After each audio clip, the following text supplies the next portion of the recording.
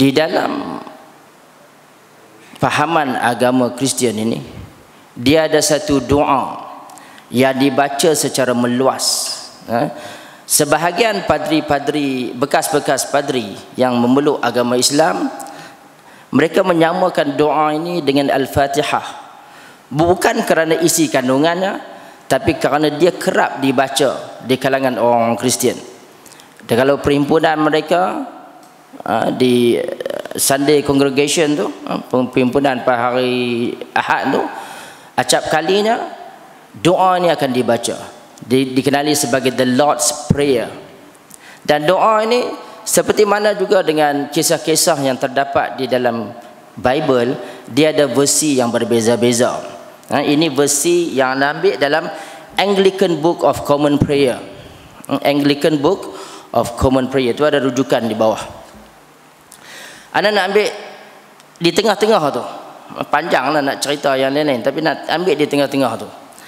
Tengok, dia bila dia kata and forgive us our trespasses. Ampunkan dosa kami. Ini doa. As we forgive them that trespass against us. Seperti mana kami mengampunkan mereka yang berdosa terhadap kami. Itu doa maksud dia. Doa ni ada berbagai-bagai versi. Ada yang berbunyi and forgive us our sins as we forgive those who sins against us. Maafkan dosa kami seperti mana kami memaafkan orang yang melakukan kesalahan terhadap kami. Ada juga doa ni berbunyi and forgive us our debt. Maafkan hutang kami. Hutang tu maksud di sini dosa lah. As we forgive those who owe us a debt. Seperti mana kami memaafkan orang yang berdosa. Dia guna perkataan debt, hutang. Kalau bahasa sekarang pun, kalau kita pinjam duit pada kawan kita, kan? Lepas tu dia kata kita, the money you owe me, I forgive it. Maksud dia apa? Maksud kita tak bayar lah. Kita tak payah bayar lah kita. The money you owe me, I forgive it. Langsai lah, tak payah bayar lah kan. Nah, itu asas doa ini. Tapi kita tengok asas agama Kristian sama tak dengan doa ni. Di dalam agama Kristian ni, dia ada rukun iman. Dan kita ada rukun iman 6 perkara. Lepas ada 5 fundamentals of Christianity. Dia ada 5 rukun Christianity ni. Anda tak mau nak cerita satu-satu lah. Anda nak ambil yang nombor 4 tu. Secara ringkasnya, yang pertama Trinity. Kepercayaan Trinity. Tuhan tu 3 dalam 1. Kan? Tuhan Bapa, Tuhan Anak, Tuhan Roh Suci. Lepas tu mesti percaya kepada Jesus yang datang dalam bentuk manusia dan juga dia sebagai anak Tuhan. Dan juga kemudian kena percaya kepada resurrection yang kononnya dia disalib dan dia hidup semula. 3 hari lepas tu. Lepas tu, yang ni yang anda nak tekan hari ni, salvation. Salvation pada orang Kristian ni, mereka mesti percaya bahawa perkara ni. Tengok. Ni fundamentals of Christianity. Salah satu rukun iman mereka, salvation ni, Christian believe that Jesus' death brought the initial salvation of the human race. Mereka percaya kematian Jesus ni kena percaya. Jesus willingly sacrificed himself on the cross. Dia korbankan diri dia di palang salib tu to atone for the collective sins of mankind. Untuk menyucikan manusia, seluruh manusia ni daripada dosa-dosa dia. Jadi siapa salvation in Christianity, siapa-siapa saja yang percaya bahawa Jesus Christ ini mati untuk mengampunkan dosa manusia, salvation is yours, dia berkata. Habis ya, kan? Tapi kalau kita tengok doa tadi dengan fundamentals ni, tuan-tuan nampak ada percanggahan tak? Dia minta doa kat Tuhan tiap-tiap hari Ahad supaya Tuhan ampun dosa dia tanpa apa-apa bayaran. Tapi di sini dalam rukun iman dia, Tuhan nak ampunkan dosa, anak dia kena mati di palang salib. Nampak ada perjanggahan tak? Ada perjanggahan. Sebab tadi apa? Forgive us our debt as we forgive those who owe us a debt.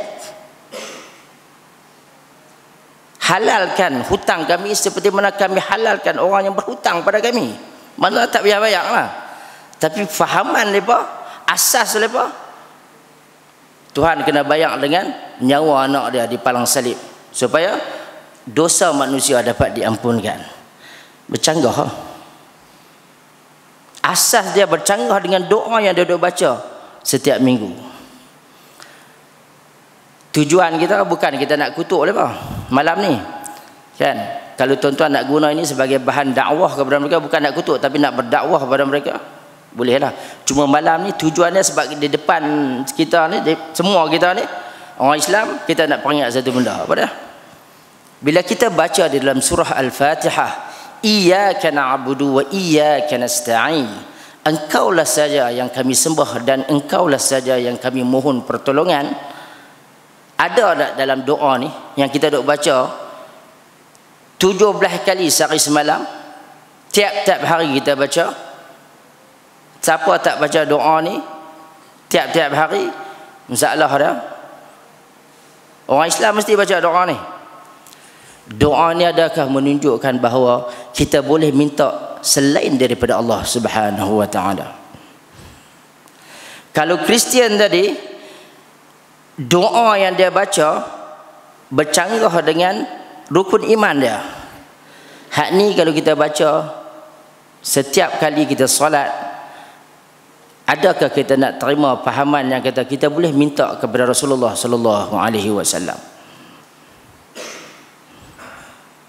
Kita selalu komplain, kita selalu kritik Kristian, tapi kita juga kena tengok dalam diri kita. Mungkin kita di sini tak, tapi ada orang Islam yang bawa fahaman supaya kita ni boleh minta pada Rasulullah sallallahu alaihi wasallam. Sedangkan dalam ayat ini yang kita dok baca selalu, Allah sebut jelas kita hanya minta pertolongan daripada dia. Jadi itu yang kita nak kaitkan. Kita sebut tentang Kristianiti, kita kaitkan dengan diri kita. Okey. Yang ni sebahagian daripada sahabat mungkin pernah ikutlah benda ni. Anda nak tunjuk beberapa perkara yang kita boleh pertikaikan ataupun kita tengok ada masalah di dalam Bible. Pertama, di dalam Bible dikatakan bahawa Isa ini, Jesus ini, semasa dia disalib umur dia lebih kurang 33 tahun. Itu jelas di dalam Bible. Allah Subhanahu wa taala di dalam surah Ali Imran dia sebut wa yukallimun nasa fil mahdi wa kahla wa minas salihin. Dia sebut Isa ini dia bercakap kepada manusia wa yukallimun nas bila fil mahdi, semasa dia kecil. Saya kita sebut sikit kan, Al-Quran jelas Isa bercakap semasa dia masih bayi, mempertahankan ibu dia. Lepas tu Allah sebut wa kahla, dia bercakap semasa dia masih lagi bayi, dan dia bercakap masa dia kahla. Kahla dalam bahasa Arab ni dia merujuk kepada seorang manusia yang rambut putih dia lebih daripada rambut hitam. Maknanya uban dia banyak lah. Biasanya orang 33 ni rambut dia kalau ada uban pun tak banyak lah. Biasanya 33 tak ada uban. Kan? Kita yang dah umur late 40s macam mana, dan langgak masuk 50-an, ada yang masuk 60-an, kita tahu masa kita umur 33 kita tak ada uban. Kan? Biasanya orang umur dia hujung 40-an ataupun naik 50-an dia mula banyak beruban kan. Bila dibuat kajian,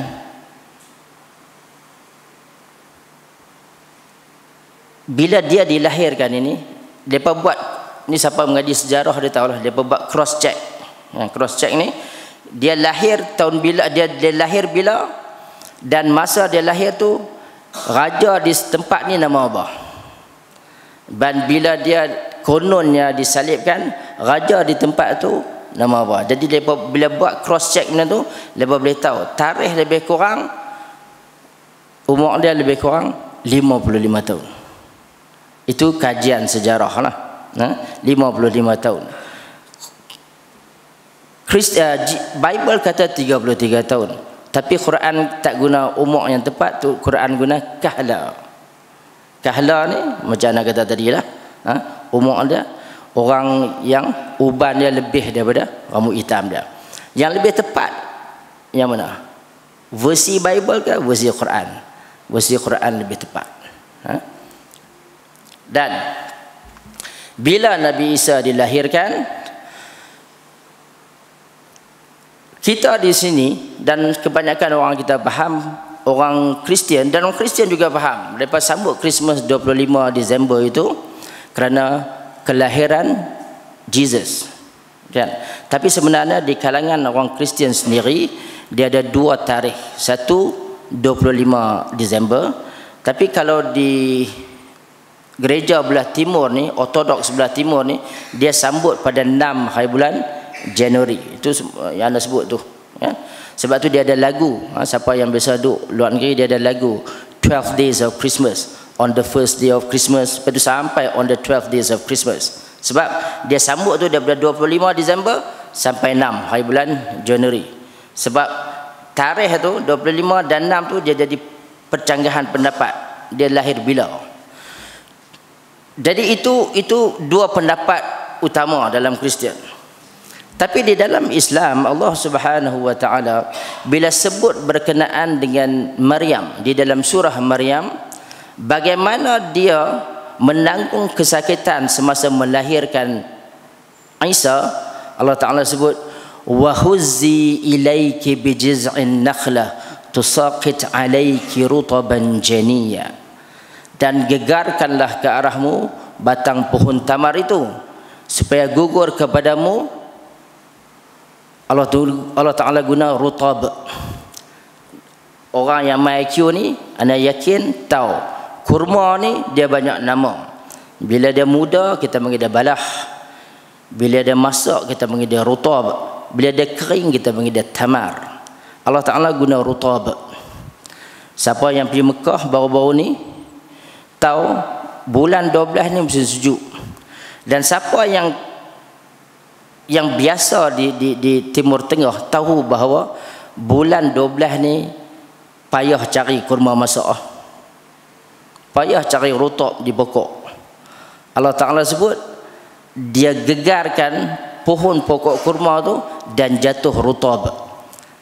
Sekaligus dalam ayat ini, walaupun ayat ni dia pendek lah, dia cerita kita pun tak apa nak nampak, dia cerita tentang Maryam yang sedang kelaparan.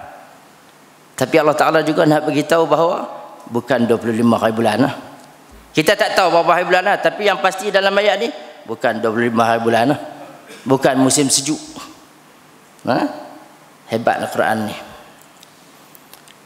Okey, hari tu anda sebut tentang Jesus ni, dia nasihatkan kepada pengikut-pengikutnya supaya greet one another with the kiss of love, peace be upon you. Assalamualaikum, itu rujukannya. Peter 5:14. Ya. Peter surah 5, surah lah. Bab 5 ayat 14. Dia suruh apa? Bila jumpa ucap apa? Peace be upon you. Assalamualaikum. Ni jelas di dalam Bible. Ni quote sebiji dalam Bible. Lepas tu hari tu anda sebut tentang dia sembahyang, ya, dia sembahyang. Bila dia kononnya nak disalib, permintaan dia yang terakhir adalah dia nak sembahyang. Anda tengok, anda tunjuk di situ tajuk dia, kitab apa, bab apa, ayat apa. Tengok dia kata apa. And he went forward a little and fell with his forehead on the ground. Ini bukti dia bahawa di dalam Bible bila Jesus sembahyang, diceritakan bahawa dia sembahyang dengan dalam keadaan dahi dia mencecah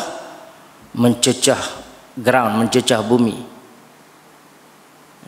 Dan hari itu kita bangkitkan, kita pergi di mana pun, di mana saja gereja, kita tak nampak orang sembahyang macam ni. Tapi kita pergi di masjid, baru kita nampak orang sembahyang macam ni. Masa di Australia hari itu, berpeluang bertemu dengan seorang saudara daripada Filipina. Dia asal dia Kristian. Dia pergi ke Saudi, kerja di Riyadh. Dia kerja sebagai cleaner di Saudi. Dia kata dia tak pernah pergi ke masjid. Tak pernah lah. Selama ada di Filipina tak pernah ke masjid. Tapi bila dia kerja di Riyadh, ada satu hari tu dia lalu di satu tempat dan dia berasa nak buang air. Dan singgah dia masuk dalam masjid. Kebetulan masa tu azan. Bila dia duduk dalam tandas, orang dah mula sembahyang, dia keluar. Dia nampak orang tengah sujud.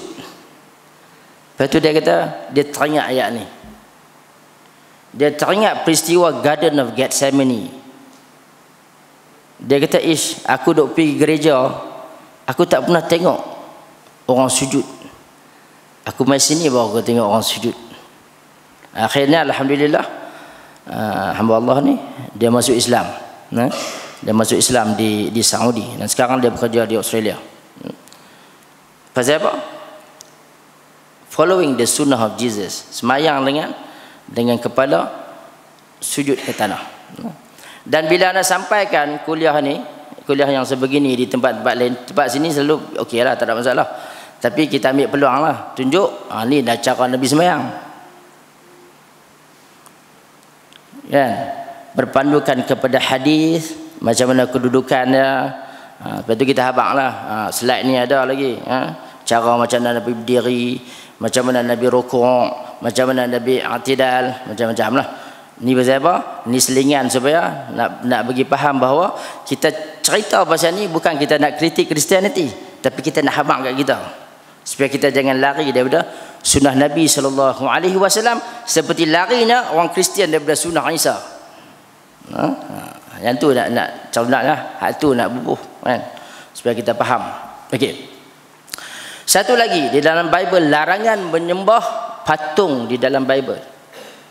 Dalam Bible ni ada anak-anak muda, jelas ayat di dalam Bible mengatakan bahawa Tuhan dalam Bible lah ni, kita tak tahu betul ke tak, tapi hak dalam Bible lah. Thou shall not make unto thee any graven image. Ini salah satu perintah dalam kitab lepa. Tak boleh dibuat image Tuhan ni. Tak boleh. Or any likeness of anything that is in heaven above or that is in the earth beneath. Apa saja yang ada persamaan dengan yang ada di langit dan yang ada di dalam bumi, tak boleh samakan dengan Tuhan. Tak boleh ada image. Or in the water under the earth. Dalam laut ke, dalam sungai ke, tak boleh. Ye shall make you no idols, no graven image. Tak boleh ada patung. No idols. Tak boleh ada patung. Tu apa yang ada dalam kitab lepa. Tapi kalau kita masuk gereja lepa, penuh patung lah. Penuh patung lah. Tapi Islam ni Allah Subhanahu wa taala banyak ayat lah, tapi salah satunya kita baca di dalam surah Nuh yang di bawah tu, wa qalu la tadharrunna alihatakum wa la tadharrunna waddan wa la suwa'a wa la yaghutha wa ya'una wa nasra. Kita baca tentang Wad, Suwa, Yaghuth, Ya'u, Nasra di dalam surah Nuh. Orang-orang soleh zaman dulu, tapi akhirnya dibuat patung lepas ni dan disembah patung lepas. Allah sebut di dalam surah Nuh sebagai pengajaran kepada kita. Islam ni very unforgiving tentang idols. Asalnya Kristian pun tak boleh, tapi bila berlaku bid'ah dalam agama, macam-macam lah, berubah wajah agama. Kita ni, perjuangan kita adalah jangan diubah wajah agama yang dibawa oleh Nabi SAW. Jelas dalam Quran, jelas dalam hadis. Ini itu anda sebut, orang Kristian dilarang makan babi dalam Bible. Salah satu ayatnya, of the flesh of swine. Flesh of swine, siapa yang mengaji bahasa Inggeris tahulah, babi ni banyak nama lah kan. Melayu babi tak banyak nama. Orang yang makan babi dia banyak nama sikit lah babi ni. Flesh of swine shall ye not eat. Tak boleh makan daging babi. And their carcass shall ye not touch. Bangkai dia sentuh pun tak boleh kan. They are unclean to you. Haramnya babi dalam Quran ni disebut di dalam 4 ayat di dalam Al-Quran. Kita memang tak boleh makan baby. Orang Melayu dia punya standard lagi tinggi. Tak boleh langsung pegang, tak boleh apa pun tak boleh. Kan? Tak boleh langsung lah. Sensitif lah benda ni. Kan? Tapi Bible pun tak boleh. Tapi orang Kristian ini the largest consumers of pork in the world are the Christians. Okay. Orang yang makan paling banyak babi adalah orang Kristian. Cina pun kalah dengan mereka. Kan? Asal usul ajaran Kristian. Tengok. The early Christian and pagans shared many rituals and practices. Orang Kristian dan pagans, jahilah sebelum daripada mereka ni, dia berkongsi banyak benda. Hari tu anda sebut tentang bagaimana Kristian ni asalnya dia mengikut banyak fahaman-fahaman jahiliah Greek dan Rom yang datang sebelum daripada Isa alaihi salam. During the 3rd century, Mithraism and Christianity were the main competitors for the religious affiliation of the citizens of Romans. Masa tu mereka berebut nak cari pengaruh lah di dalam kalangan orang Rom. Many early Christians celebrated Jesus' birthday on January the 6th. Macam tadi, kan? Mereka percaya 6 bulan Januari ni. In Alexandria di Mesir, the birthday of their god man, Tuhan mereka, Tuhan kuno mereka tu, nama Aeon, was also celebrated on January the 6th. Dia faham lagi tu juga. Ni zaman sebelum Isa ni, Aeon ni, Tuhan orang Mesir kuno. Tarikh tu juga. Sebab tu kita kata tarikh 25 Disember ataupun 6 Januari ini yang dikatakan kononnya Jesus dilahirkan adalah satu tarikh yang diciplok daripada fahaman-fahaman yang sebelum daripada itu. Sebelum daripada itu. Christian and most pagans eventually celebrated the birthday of their god man on December 25th. Itu pun ada perkongsian. Dan satu lagi perkongsian, Tuhan dalam bentuk manusia. Banyak. Bukan saja lah ni pun ada. Dalam Hinduism, Tuhan dalam bentuk manusia. Banyak agama, Tuhan dalam bentuk manusia. Bukan Kristian, bukan pertama. Lepas tu, the sacrifice of the God man. Dikorbankan anak Tuhan ni, pahaman ni, bukan saja Jesus, Atheist, Adonis, Osiris. Tuan-tuan boleh baca orang itu. Klik internet, baca tentang tu. Semua sama. Mereka ni anak Tuhan. Dan dikorbankan. Korban yang berbeza-beza lah. Jesus ni, orang Kristian ni, Saint Paul dia pilih salib. Kan? Tapi hak lain-lain tu konsep dia sama. Anak Tuhan yang dikorbankan.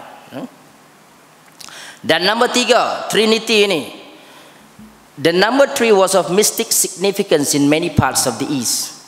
Trinity ni, nombor 3 ni, dia sangat penting dalam agama-agama kuno sebelum daripada Jesus. Yang tu salah satu Trinitarian concept. Dia primary notions of the heavens, earth and the underworld. Kalau siapa mengaji Greek mythology ni, kita akan tahu. God of the heavens, God of the earth and God of the underworld. Dan akan tahu benda tu 3. Dia tahun lepas ke tahun bila. Anda tak tengok cerita tu, tapi ada orang sebut berkenaan dengan satu cerita yang dihasilkan di Hollywood. Dia cerita tentang Tuhan-Tuhan kuno, orang Greek ni, dia banyak Tuhan lah, kan? Dia ambil pahaman dari situ lah. Lepas tu Adonis, Atheist, Osiris yang kita sebut tadi tu, lepas tu pun lepas mati resurrection, hidup balik. Kita nak tunjuk bahawa pahaman-pahaman ni dia bukan lahir daripada Kristian, dia lahir sebelum daripada tu lagi. Sebelum daripada tu. Dan macam-macam lah, panjang tu. Anda tak cerita. Okey. Semua orang bisa tengok gambar ni kan? Siapa yang baca buku novel ada beberapa tahun lepas, ingat sikit lah Satu Dunia, The Da Vinci Code, akan tengok gambar ni. Gambar ni The Last Supper, tajuk dia. Okay, dia lukis oleh Leonardo da Vinci. Dan di dalam gambar ini digambarkan kononnya ni kepercayaan apa? Jesus Christ dengan 12 orang sahabatnya. Lepas panggil disciples. Kan? Ataupun kadang-kadang dia panggil apostles. Disciples or apostles. Okey. 12 orang. Siapa dia 12 ni? Tengok. James, Andrew, Peter, semua nama tu lah. Tuan-tuan tengok ada nama Paul kat situ. Paul tak ada. Paul bukan sahabat dia. Bukan sahabat Jesus. Kan? Ikut fahaman mereka ni. Kan? Tapi Paul ni dia panggil diri dia apostle. Why did Paul call himself an apostle when he never met Jesus? Dia bukan sahabat Jesus. Dia tak jumpa dengan Jesus. Tapi dia panggil dia tu 13 apostles. Tadi ada 12 orang kan? Dia panggil dia yang ke-13. Pasal apa? Paul insisted on using the title apostle. Dia guna title ni despite never having met Jesus. Walaupun dia tak pernah jumpa Jesus. Ini kenyataan. Tanya orang Kristian mana pun tahu Paul tak pernah jumpa Jesus. Ini kenyataan. Because of his vision, tengok yang merah tu, on the road to Damascus. Bila dia nak ke Damascus tu, dia nampak satu bayangan dan dia mendengar. Paul claim that the resurrected Jesus spoke to him and called him at that time. Dia dapat satu bayangan, vision, dan dia seolah-olah mimpi bahawa Jesus ni kononnya panggil dia. Jadi Paul ni yang kita tahu dia bukan sahabat Jesus. Kalau ikut Bible lah, bukan sahabat Jesus. Kita, tuan-tuan di sini, siapa yang main IQ, dah lama dah main IQ, kita akan sabar sedikit akan disentuh tentang hadis. Pelajaran tentang hadis. Dan salah satu syarat dalam pengajian hadis ini, bagi memastikan hadis itu sahih, sanad dia tak boleh putus. Kalau saya sebut sanad tak boleh putus, orang sini semua faham kan? Dan sahabat ni dia, salah satu sifat dia ialah man laqiyan Nabi sallallahu alaihi wasallam. Mereka bertemu dengan Nabi sallallahu alaihi wasallam.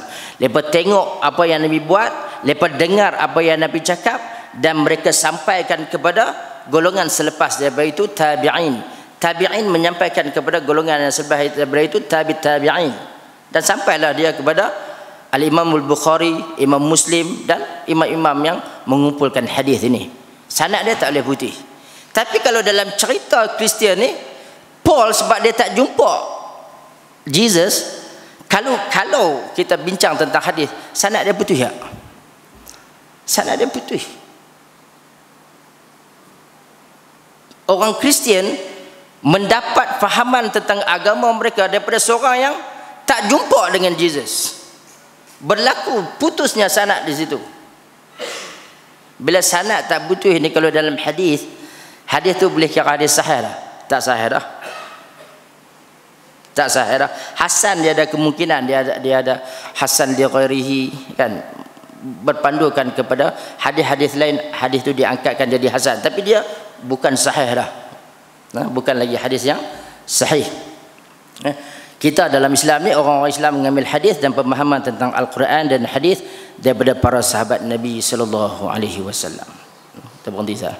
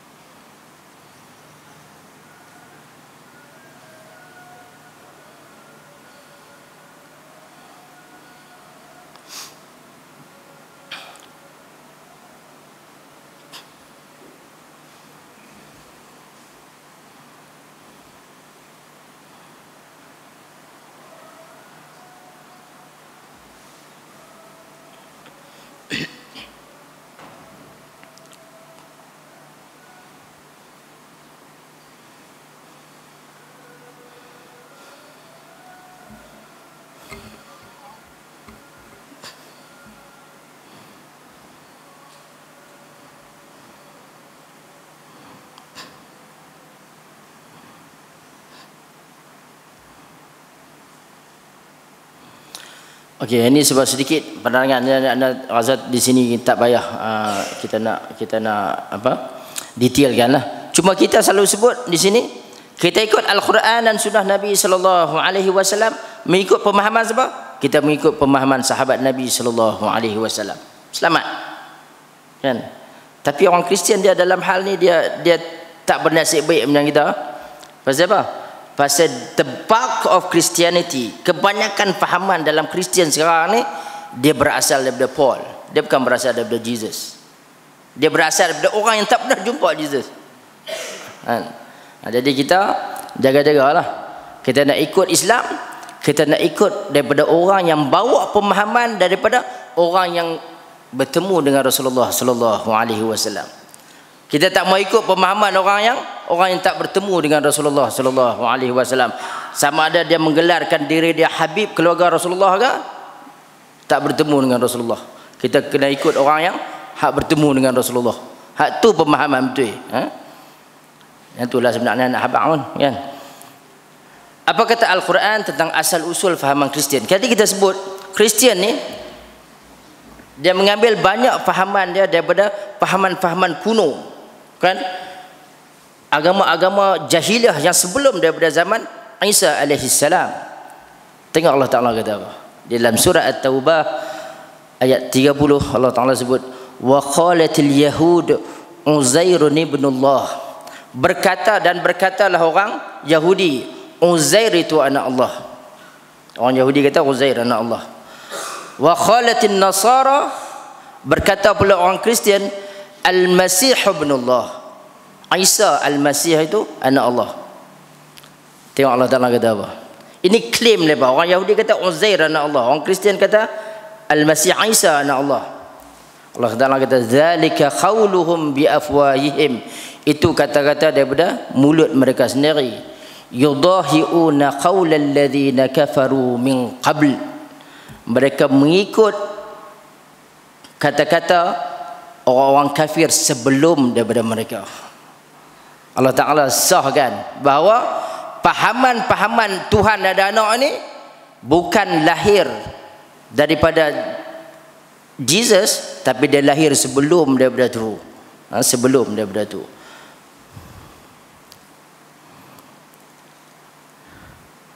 Kita tengok lagi.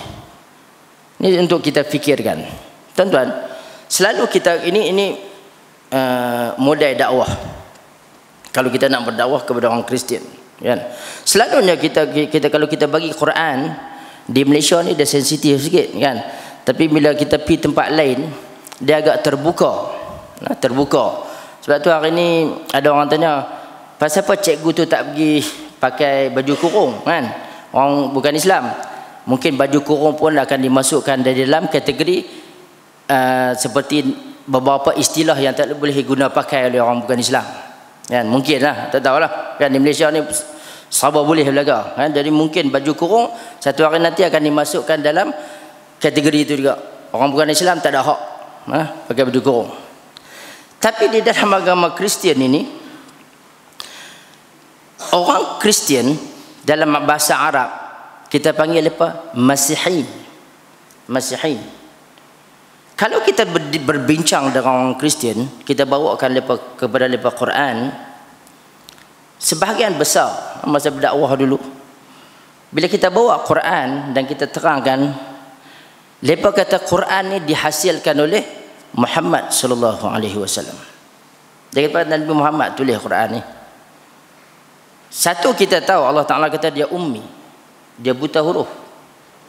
Dan di dalam peristiwa di Gua Hira pun kita tahu dia ummi, dia buta huruf, kan? Dia tak boleh membaca, tak boleh menulis. Tapi tak apalah, for argument sake kita terima dulu, kan? Kalau dia boleh menulis, bila dia nak tulis tentang orang Kristian, dia akan guna perkataan apa?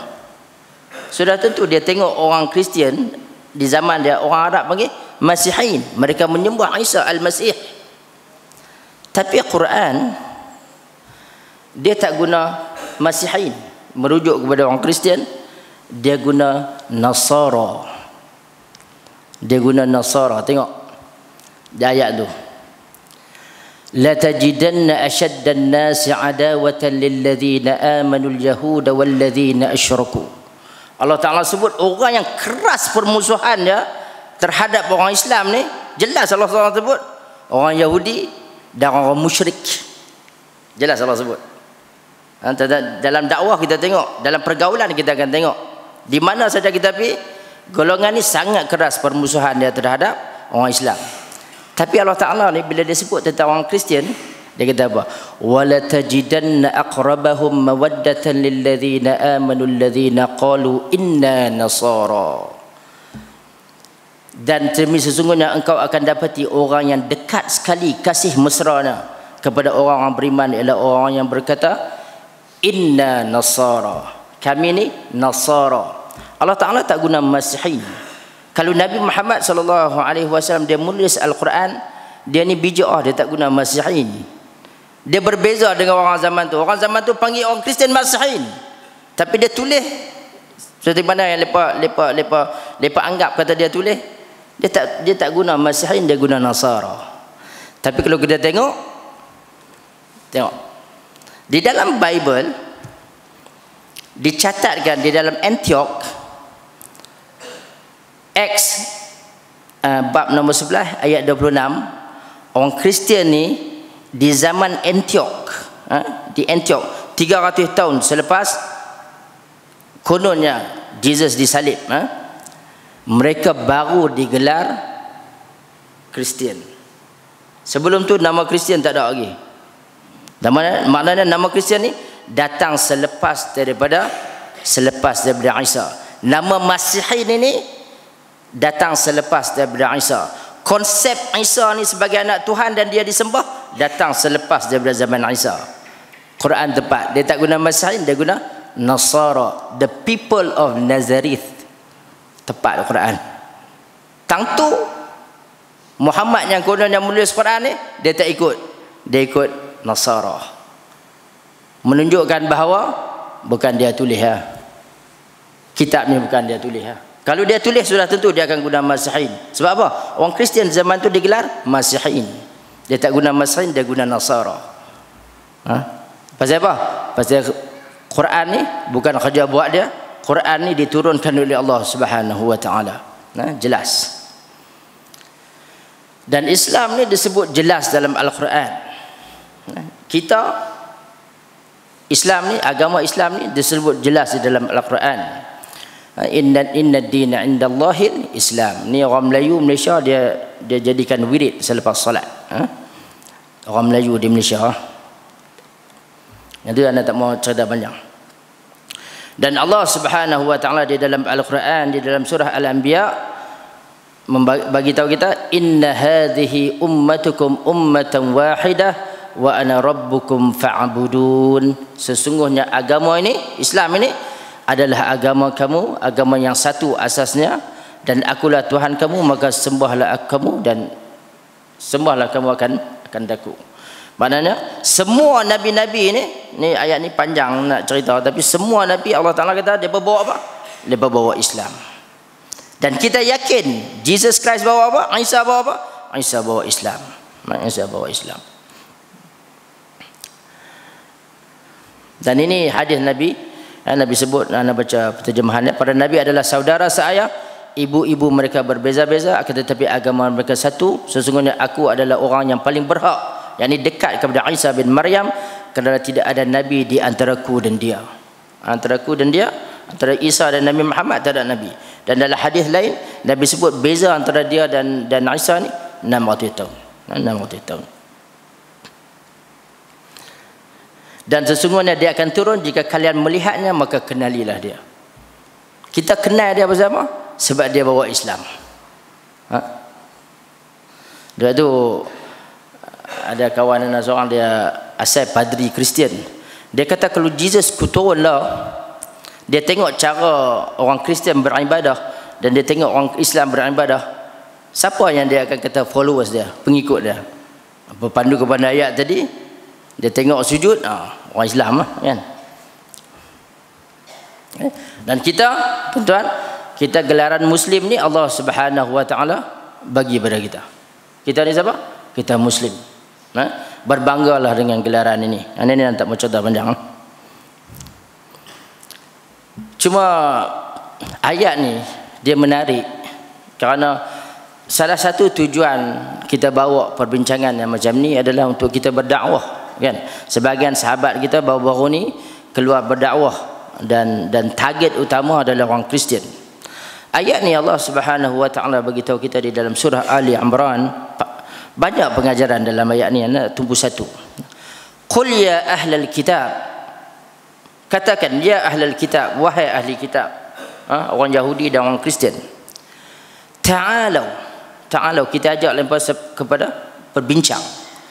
Ta'alau ila kalimatin sawa.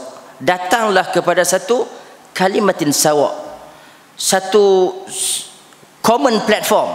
Dalam kita belajar cara berdialog dengan orang ni, kita nak supaya dia dengan kita setuju satu benda. Allah Ta'ala pun bila kita nak berdakwah kepada ahli kitab, dia ajak kita kepada satu benda yang dia setuju, kita pun setuju. Apa dia? Ta'alau ila kalimatin sawa bainana wa bainakum. Hang setuju, kami pun setuju. Alla na'budu illallah, bahawa kita ni sembah hanya Allah. Wala nusyrika bihi syai'a, dan kita tak syirikkan dia dengan sesuatu pun. Sebab tu bila kita berdakwah kepada orang Kristian ni, dia lebih mudah. Pasal apa Allah Ta'ala kata orang Kristian tadi, ayat tadi, orang lain permusuhan dia keras, tapi orang Kristian ni dia lembut dengan kita. Pasal apa? Sebab dia banyak common platform dengan kita. Kita nak berdakwah dengan orang Kristian ni lebih mudah daripada kita nak berdakwah dengan orang Hindu contohnya. Pasal apa? Pasal dia ada perkara yang dia percaya, kita pun percaya. Sebab tu kita bila kita berdakwah kepada orang Kristian, kita pertama sekali kita kena beritahu dia apa? We believe in Jesus Christ. Itu baru kita mudah nak bersembang ada. Pasal apa? Dia hang pun percaya. Kan? Dulu ada seorang padri Kristian, bila dia masuk Islam, dia masih lagi guna nama dia yang asal, kan? Masyarakat di sana dia terbuka apa tu. Dia masih lagi guna nama dia yang asal. Bila dia bercakap dalam satu majlis di depan orang Kristian, dia kata, if you say Christians are the followers of Jesus, I am a Christian. Dia kata. And if you say Jews are the followers of Moses, I am a Jew, because I believe in Moses. Mula tu dia nak capture orang punya perhatian. Lepas-lepas tu dia bagi ceramah dah. Dan alhamdulillah hasil daripada dakwah dia ramailah. Dengan hidayah Allah ramailah orang memeluk Islam. Sebab itu kaedah yang Allah Ta'ala suruh kita guna dengan lepas ni. Ta'alau ila kalimatin sawa. Supaya kita ajak lepas kepada satu kalimatin sawa. Kalimah yang lepas setuju, kita setuju. Daripada situ kita mula dialog. Selalunya nak bagi orang faham ni ialah, kalau Tok Khadi laki dengan bini berkelahi, Tok Khadi dia panggil, kan, nak perdamai lepas ni. Selalunya kalau lepas ada anak, dia kata, hang sayang anak tak, nak bagi lepas apa? Kalimatin sawa. Allah Ta'ala ajak kita macam tu. Hebat ayat Quran ni, tuan-tuan. Kita nak cerita kalimatin sawa ni pun satu malam tak habis. Nak bagi kita faham cara Allah Ta'ala ajar kita berdialog dengan orang. Okey. Tengok Nabi Isa di dalam Bible.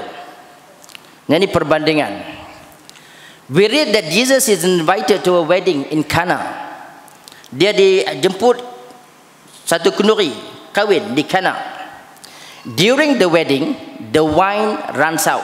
Masa kenduri itu wine, arak kehabisan lah, habis, kan? And Mary is in panic. Mary, mak dia, Maryam, panik. Cerita ni lah, kita tak tahu cerita ni betul ke tak, kan? Nampak macam tak betul lah, tapi ni dalam kitab ni, Pak. She tells her son, dia bagi tahu kepada Isa anak dia, they have no wine. Habis dah, wine tak ada dah.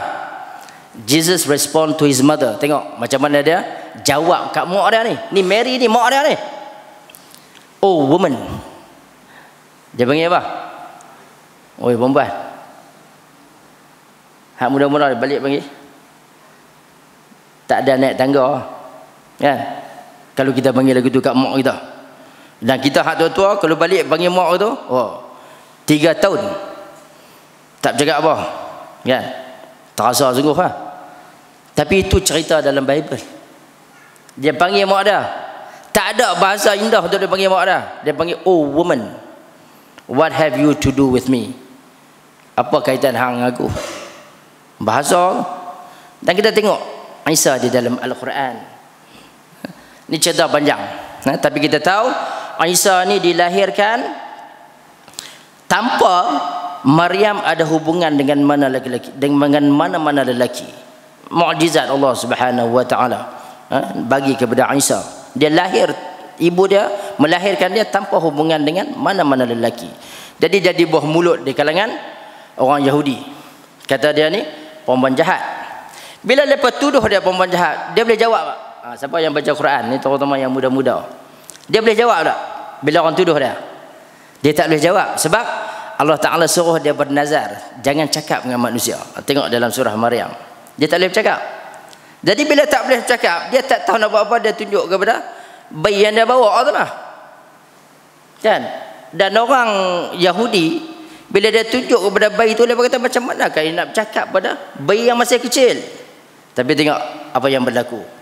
Bayi itu menjawab, qala inni abdullah atani alkitab wa ja'alani nabiyya.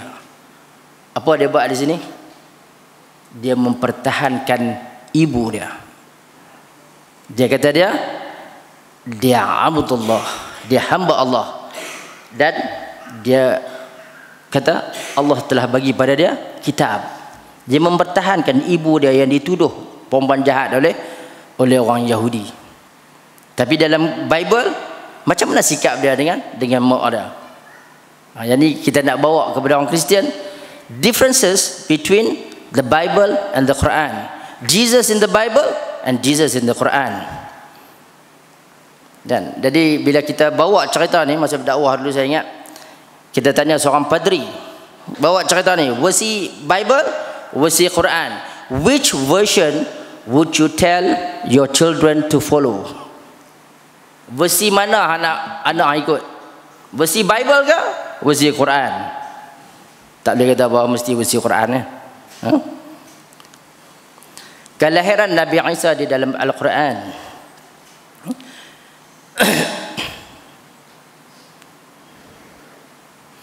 Tengok, Allah Ta'ala sebut di dalam surah Maryam sekali lagi, bagaimana kelahiran Isa di dalam Al-Quran. Mudah saja. Dalam surah lain Allah Ta'ala sebut, inna mathala Isa 'inda Allahi kamathali Adam khalaqahu min turabin thumma qala lahu kun fayakun. Allah Ta'ala cerita mudah ya. Bagaimana dilahirkan Isa ini, persamaan, perumpamaan antara Isa ini adalah perumpamaan seperti Adam. Mereka dibuat daripada tanah dan Allah Ta'ala sebut kun fayakun. Selesai.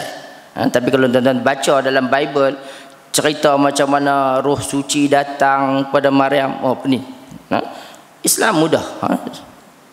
Kuasa Allah Subhanahu wa Ta'ala. Okey, dan last sekali kita nak sebut satu, kita dengar benda ni sebagai bahan modal dakwah kita kepada rakan-rakan kita yang beragama Kristian.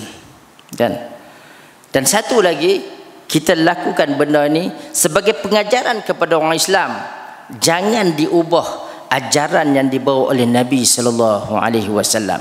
Dan bagi saya, sebab bukanlah saya pakar bidang comparative religion ni, tapi sebab dulu berdakwah, jadi kami banyaklah ayat-ayat dan surah Ali Imran, surah Maryam. Kadang-kadang bila jadi imam tu, anak duk baca ayat-ayat tu, sebab kami duk guna dulu, jadi secara langsung kita hafal lah. Kita duk guna berdakwah kepada orang Kristian. Jadi bila balik Malaysia ni, kita bukan saja nak berdakwah kepada orang Kristian, kita juga nak berdakwah kepada orang Islam. Nak cerita bahawa kita ni kena ikut sunnah Nabi. Ajaran yang dia bawa kita kena ikut macam yang dia ajak kita. Dan kita bawa secara perbandingan dengan apa yang berlaku kepada ajaran yang dibawa oleh Isa yang telah diselewengkan oleh orang Kristian. Kita tak mau jadi macam tu lah. Dia mungkin Islam tu terjaga, Allah Ta'ala jaga agama dia, tapi kita nak kena jaga. Sebab apa? Sebab kita duk minta doa selalu di dalam surah Al-Fatihah, supaya kita tak mau ikut orang yang kita jadi orang yang Allah murka pada kita, seperti orang Yahudi dalam hadis kan. Dan juga kita tak mau kita jadi orang yang waladdallin, orang yang sesat. Siapa dia? Dalam hadis Nabi sebut Kristian. Jadi pengajaran pada kita adalah jangan diselewengkan agama yang dibawa oleh Muhammad sallallahu alaihi wasallam ini seperti mana diselewengnya ajaran yang dibawa oleh Isa alaihi salam oleh orang-orang yang selepas daripada itu. Jadi kita tuan-tuan yang berbalik kepada perkara yang selalu kita peringatkan di sini, kita kembali kepada sunnah Nabi sallallahu alaihi wasallam. Jadi itu tujuannya lah. Dan saya rasa setakat itu dulu untuk malam ini sebagai sambungan kepada apa yang kita sampaikan sebelum daripada ini. Wallahu ta'ala alam. Jadi saya harap sama-sama insya-Allah ada sedikitlah manfaat kepada tuan-tuan dan puan-puan hasil daripada pembentangan pada malam ini. Wabillahi taufiq wal hidayah. Assalamualaikum warahmatullahi wabarakatuh.